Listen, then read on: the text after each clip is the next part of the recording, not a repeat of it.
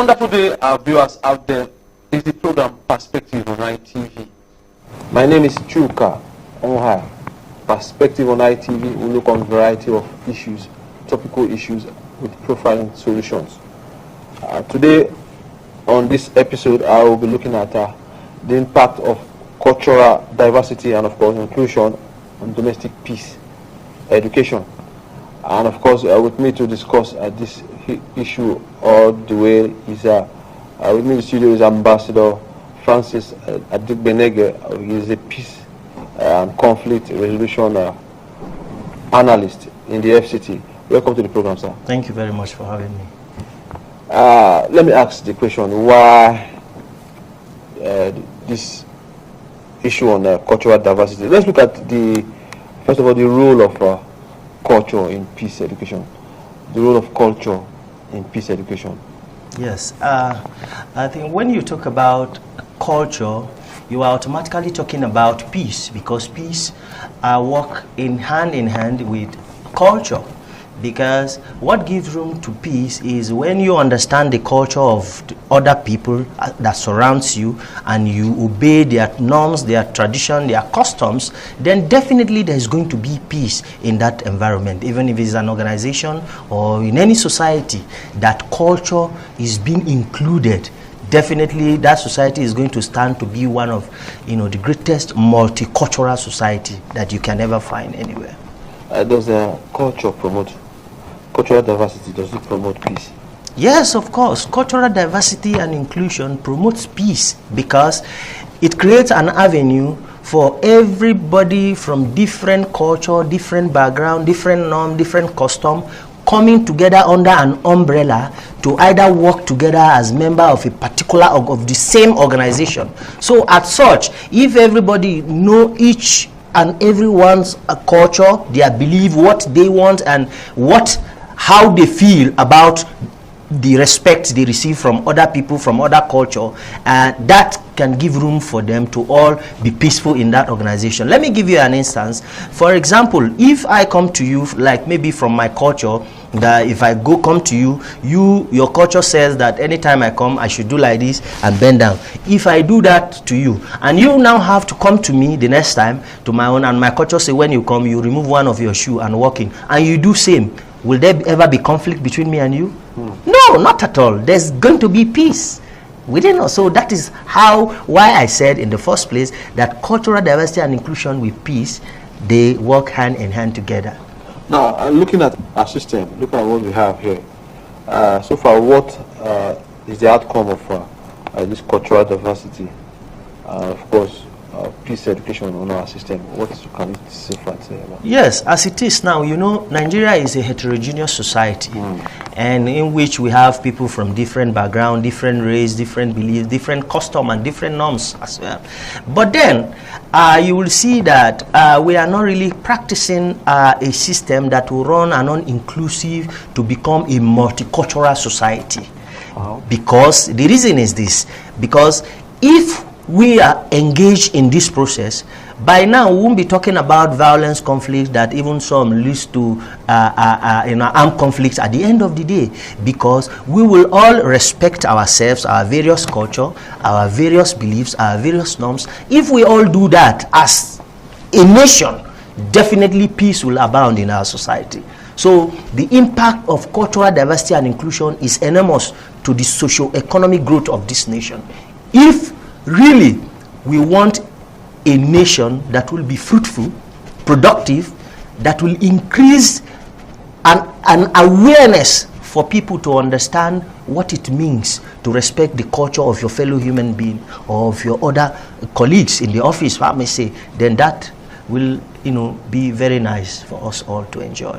Looking at where we find ourselves, of course, the situation we are having, what style of handling conflict do you think may be applicable to what we are having here? Yes, I must say this today. The conflict handling styles are there for you to be able to make a choice from them of which you want to use at a particular point in time. For example, avoidance. Yes, most times you can choose to use that style, not that you are weak or not that you are not strong.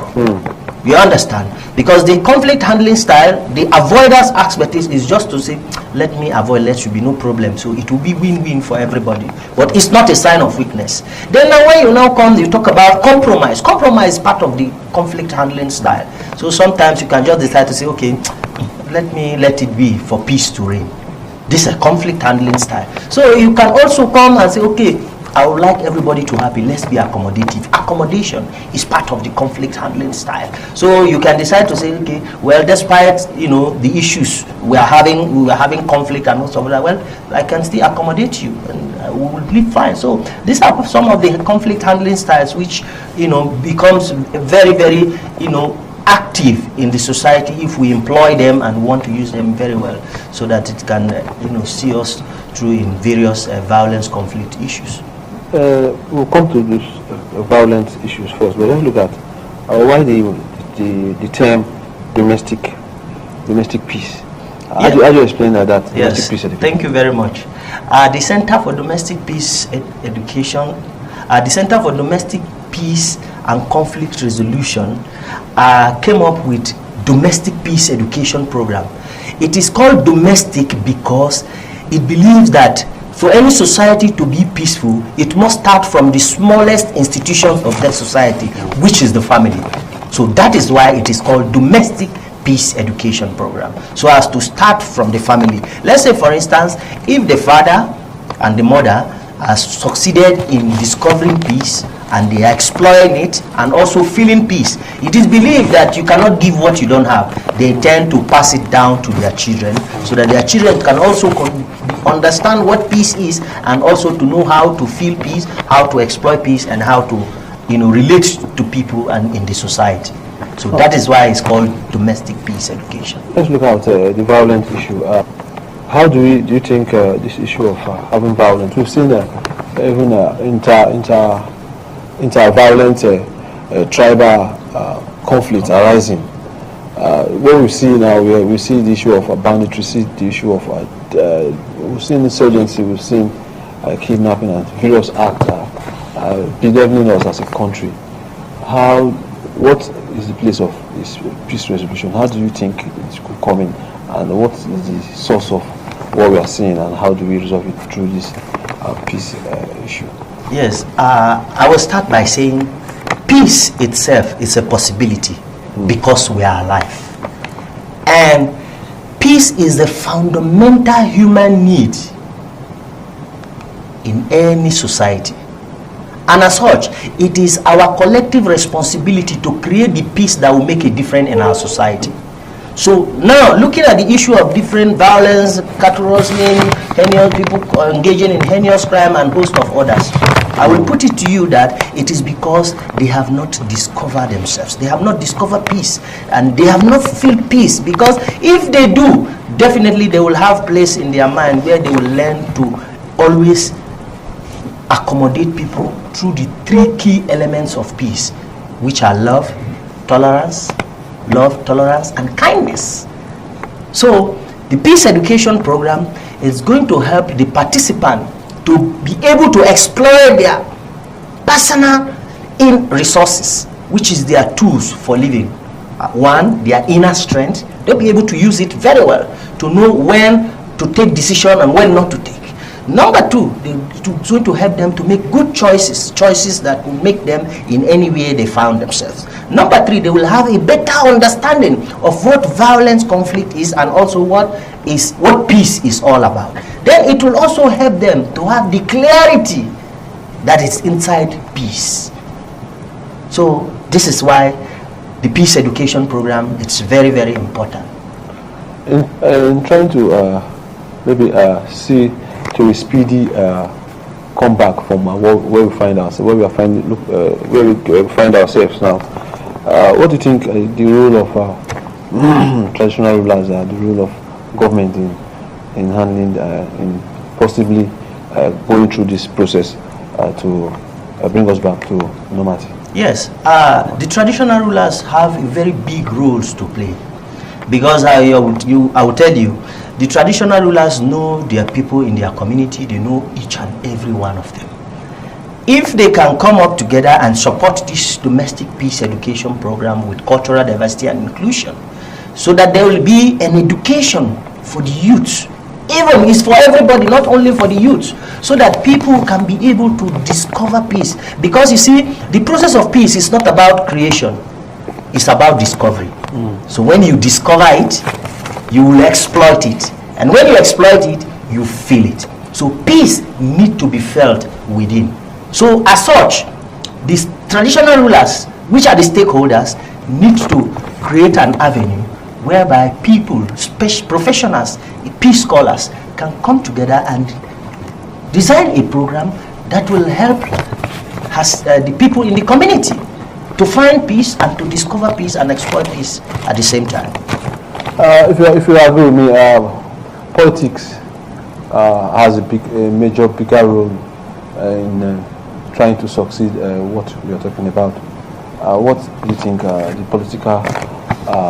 politicians, the political parties, how do you imbibe this? How do you come about? How do you imbibe this in the political system as it stands? Yeah, this is very simple. We'll take it down to the grassroots. They should come up, the political parties should support this program from this channel, this domestic peace education, cultural diversity and inclusion, so that we can start to implement them from various ward and down to state, local governments, state level, and down to federal. So as such, the society will start to understand the importance of peace. They'll start to understand how impactful this program is going to be at the end of the day. So the political elites need to look into this aspect, because it is going to help to eradicate people engaging themselves in heinous crime, and also it's going to help people to have to change the perspective of people about peace, about what peace is, and also what conflict is all about. Because also it is going to also help even some people to engage in post-conflict resolution process at the end of the day. So the politicians, which are the stakeholders, also need to be part and parcel of this program.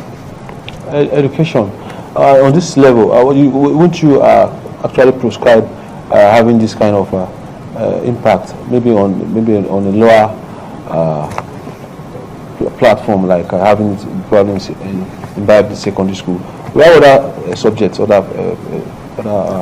subjects that actually project towards that, but having it on an early stage, what's your take on having it on an early stage?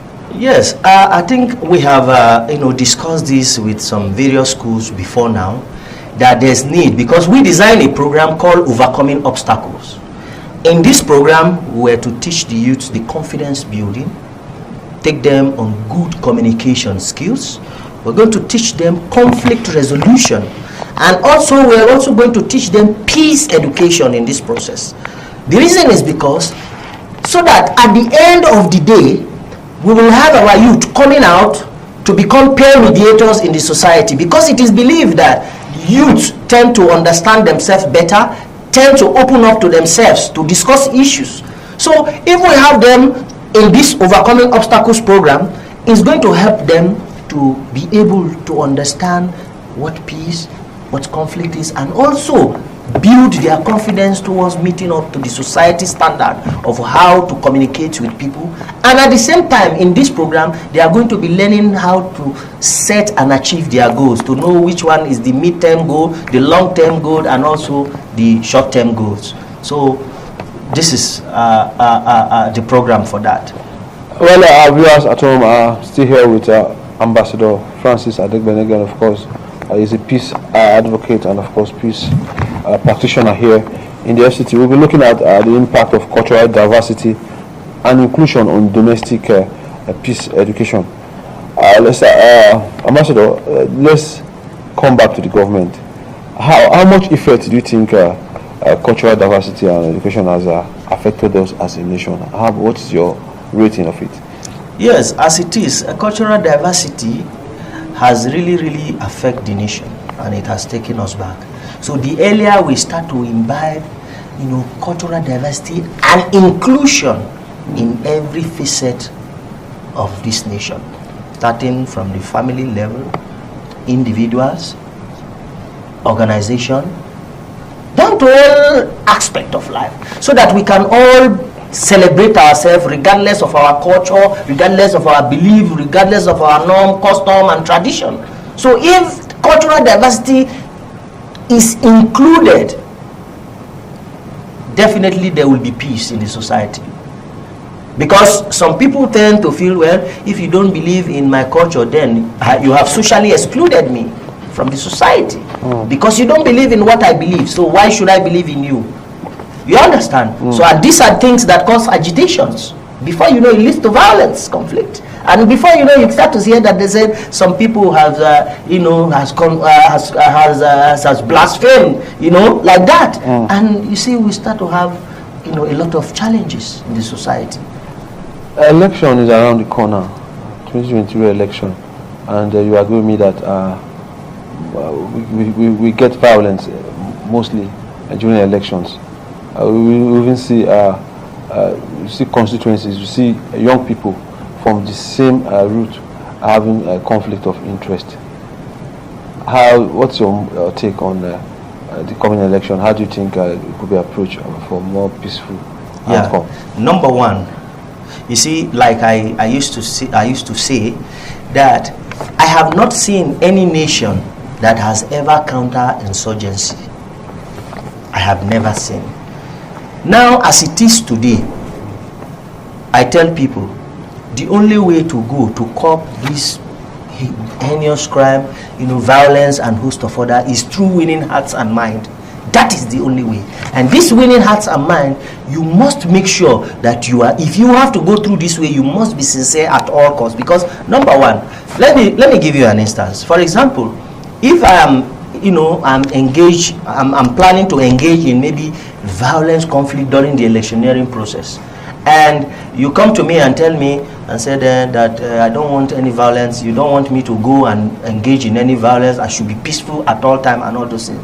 Then when you tell me that, you now tell me, don't worry, that you are going to give me, maybe you are going to buy me a house. And immediately you say that, after a week, I discovered that you have started erecting house. You have called me to say, is it 2-bedroom or 3-bedroom? I love it much. And at the end of the day, before you go the next 2-3 weeks, I see that he's going and all those things. Do you know that I, as a person, will start to call my other group members that we both engage on violent conflict to say, come. These people have really said that they are going to do this, and they have started doing it for me. Come and join us. So you must have won my heart. Do you understand? Because two things involved. There's difference between the mind and the heart. The mind is a place you take decision, it gives you justification that your decision is right. But your heart is that part that tell you, no, don't. Peace, be calm, be peaceful, silent. Do you understand? So that is it. So how do you think the heart can be affected, can be impacted, can be touched to actually bring things down? After what you say, after the monster, what you've given out to the young person or to the person out there, that will probably give him more morale to indulge in such kind of crime. Of course. See, when a man is in peace, there is recognition that things you desire, he too also desire it. When a man is in peace, there is simplicity of feeling that we are all human beings. We need to be calm. We need to be at peace with ourselves. When a man is at peace, there is kindness. It's that part of kindness. You start to breathe it out from your heart, not from your mind. Because you start to hear more of, anytime you tend to think about being violent, when you are hearing, yes, be violent, you start to hear more of kindness, peace, tolerance. No, it's not good. That part. And the reason why you see that a lot of us fail in this world, most of us engage in the process of using our mind other than our heart in decision making. And that's why we have problems. Prior to now, Ambassador, a very long while ago, we were growing up, things were just peaceful normally on their own. How did we get to this level of conflicts that we're finding ourselves in now? Because I remember even then I used to see this issue started with the issue of these people that move headers and go with cattle. They give them one name I won't want to mention here. We used to see them there those days we were young, going around with their livestock all around, and of course we were in peace, and of course suddenly we begin to see the name, start coming up just not too long ago. We used to live in peace and harmony. So where did we get it wrong? Yes, we got it wrong when we have decided to politicize everything that concerns the existence of this nation. So that was where we got it all wrong. Because nothing changed. It is still the same we, the human being that will sleep in the night, wake up in the morning, then we stay in the afternoon, and another evening come. Nothing changed. But it is we that change. We change, our mind change, we decide to change our mind, we decide to change the narrative from peace to conflict. So we decide to have a change, to say no, this peaceful coexistence cannot pay us off. The best thing is to put the nation in chaos, put the state in chaos. It will be much, much better. So nothing has changed. And that is why I keep saying that the government need to come out and face this issue very well. Because we will know, I will put this clearly to you, even down the west, the south, they really don't understand difference between Fulani and Hausa. They believe anybody they see coming from the north, they are all the same. This is their belief. But it is not true. It is not like that. Today, the real Fulani man that I know does not just sit down and start to kill, do bad. No, they don't do that. And it will interest you more that the real Hausa are the epitome of peace that we talk about. That I know, I grow in their midst. I live in Kaduna and in Kano, and also spend some time in Sokoto. So I understand them very well. So it has been with our political elite that decided that there should be no peace in the society, and that's why we are where we are. So how do you come back? Your last word. How do we trace our steps? Yes, we have to trace our step back. That is why I said, I have proposed before, that we must engage on domestic peace education program, so that it will help us in the peace building process, and also as we will be engaging on reconciliation process, and it will also give room for everybody that have maybe in one way or the other have been affected, have been traumatized due to all this act of value, to start to think, align with seeing how they too also can discover peace and exploit it and also feel it as well. Thank you very much, Ambassador Francis, for joining us on the program today. Yeah, thank you very much. So viewers at home, I've been with Ambassador Francis Adegbenega. He's a peace advocate, of peace practitioner here in the FCT. I will be looking at the impact of cultural diversity and of course inclusion on domestic peace education. That's all our time we have us take on this program today. Join us same time next week. Until then, enjoy the rest of the program. I'm Chuka Onguhai, and bye for now.